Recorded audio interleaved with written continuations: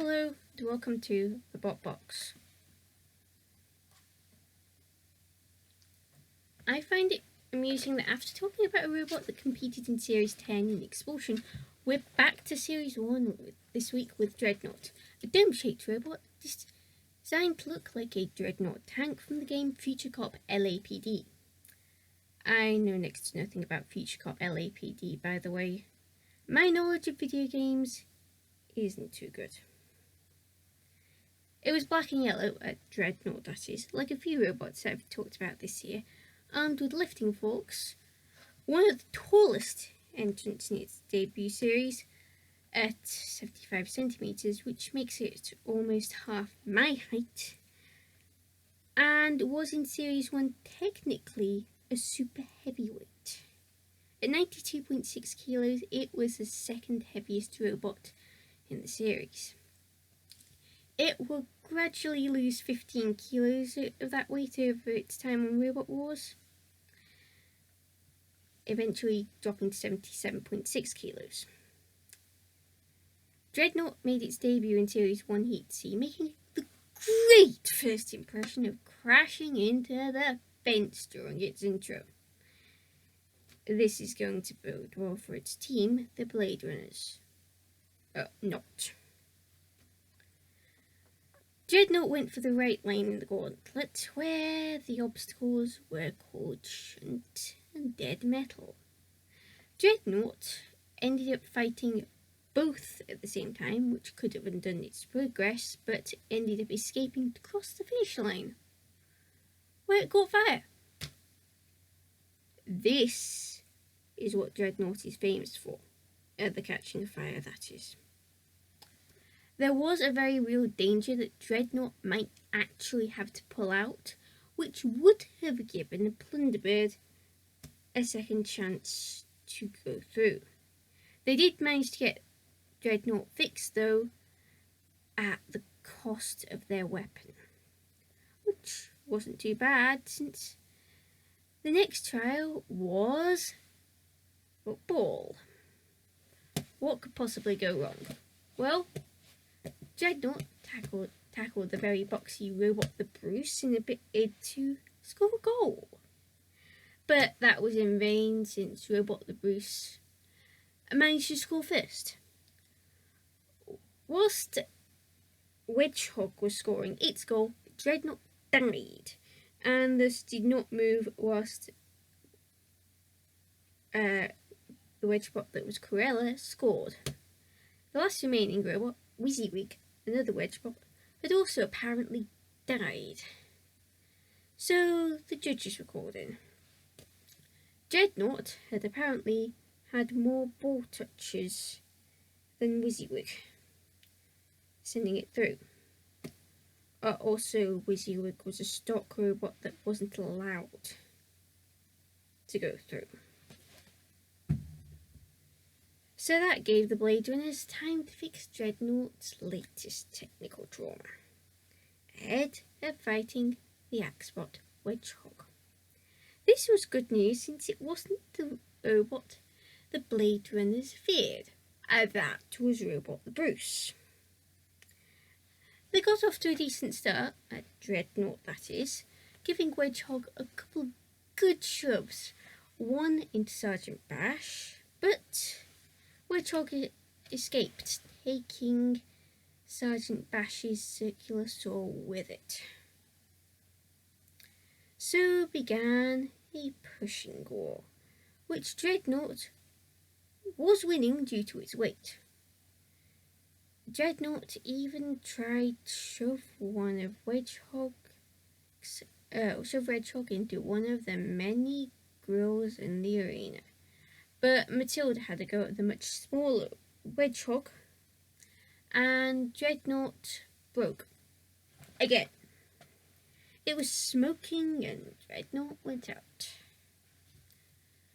So Dreadnaut returned for Series 2, having lost 11.8 kilos, but was still over the weight limit. It had been upgraded to id 2, which it really needed after Series 1. Once again, it was in Heat C, and of course, had to do the gauntlet. it appeared to have elected to take the middle route, took out the brick wall in 2 goes, then reversed and went down the left lane. Did they want to show off Dreadnaught's power or pull off a fake out for the house robots? Oh well, Dreadnought took on Matilda and got to the end zone anyway, so its risky tactic played off. The Blade Runner said that the middle route was too much hard work. Still, they got through to the jousting trial against Matilda. Dreadnought rammed into Matilda, but the collision caused them to get stuck. So Matilda shoved them off the jousting lane. They got through though. Another team managed to get a negative score. Next up was a fight against Oblivion, a box robot and the predecessor of Supernova. Oblivion rammed into Dreadnought, which hadn't moved an inch. So the house robots ganged up on Dreadnought and cooked it. Secure lifted Dreadnought and broke off part of its body shell, the one thing that had survived for Series 1. Ultimately, Dreadnought got turned over and Cease got called. The reason for Dreadnought being dead on arrival? Link fell out. Oh, ouch. Dreadnought got a new look for Series 3, being silver with a green area to represent an alien organism. So, Dreadnought, now spelt with an extra GH, was possessed. Could this symbiote allow Dreadnought to win a fight? Unhelpfully though, they were minus one half of the team. Ken had a scheduled class. The delayed filming of Series 3 clashed with his delayed holiday, so his teammate Dave brought his daughter and Ken's niece, Faye, along to Series 3. They found a home in P and faced Axbot Psycho Killer. Oh, this time Dreadnought moved and attacked Psycho Killer. The two then danced around each other until Psycho Killer drove into Sir Kill-Lot and had its axe snapped off. Psycho Killer died not long afterwards, at least that's how it looked. So Dreadnought sent it to get cooked.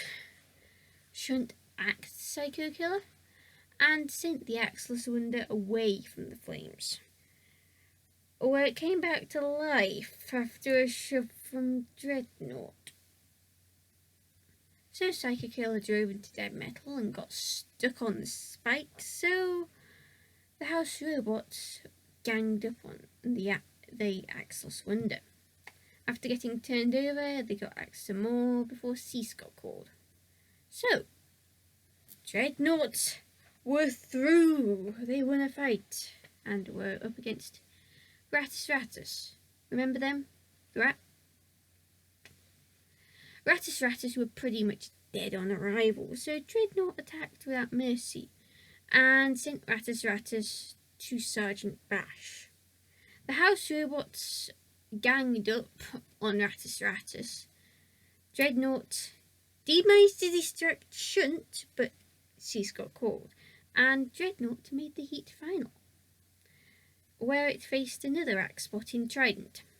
Trident was a very, very shiny Axebot. Trident attacked first, axing Dreadnought but causing pretty much zero damage, though Dreadnought was now moving slower. So Trident attacked them some more until Dreadnought drove into a wall where it died, and Trident axed it some more. Only when it was free was Dreadnought's immobility confirmed. So the house robots went to town on Trident. Still, Cease was called and Trident was through, so Dreadnought was out. So next up was Series 4, where Dreadnaut was now Dreadnaut XP1, Experimental Prototype 1, and seeded 29th, the Eindinge Home in Heat G. It faced Wagglerbot Dark Destroyer 2, no sniggering, and Full Body Spinner Warhog. Dark Destroyer 2 tried to attack Dreadnaut XP1, but this did not work. Warhog's attack did though, causing a lot of cosmetic damage on its 2 hits. The attacks, however, killed Warhog though, so the house robots went to town on it. Newton's third law became Dreadnaut XP1's best friend. Then Sir Killalot became Dreadnaut XP1's worst enemy by spinning the seed around, which removed Dreadnaut XP1's armour and earned Sir Killalot some ire from Jonathan. Luckily Warhog was out then. So next was the lobster-based flipper that is Thermidor 2. And Dreadnaut XP1 had more technical traumas, unspecified this time, but they were ready for this fight. Thermidor went over to the barely mobile Dreadnaut XP1 and flipped it twice. The second flip tipping the seeded lifted it over. Dreadnaut XP1 had no streamec.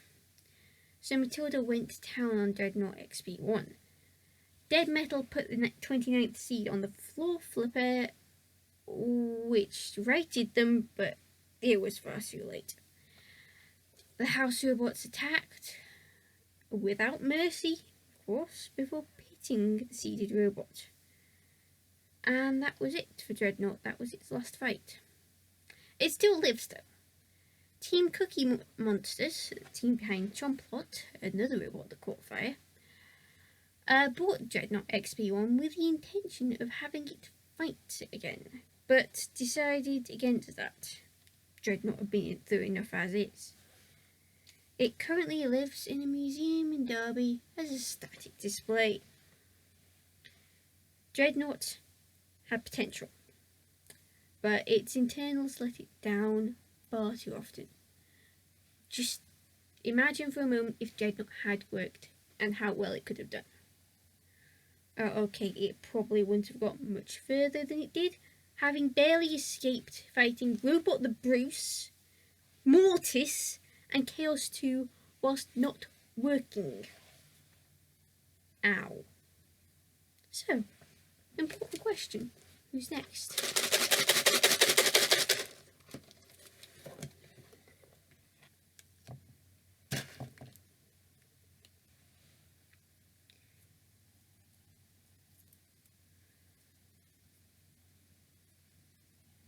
A Crazy Coop 88. We're going back to the reboot.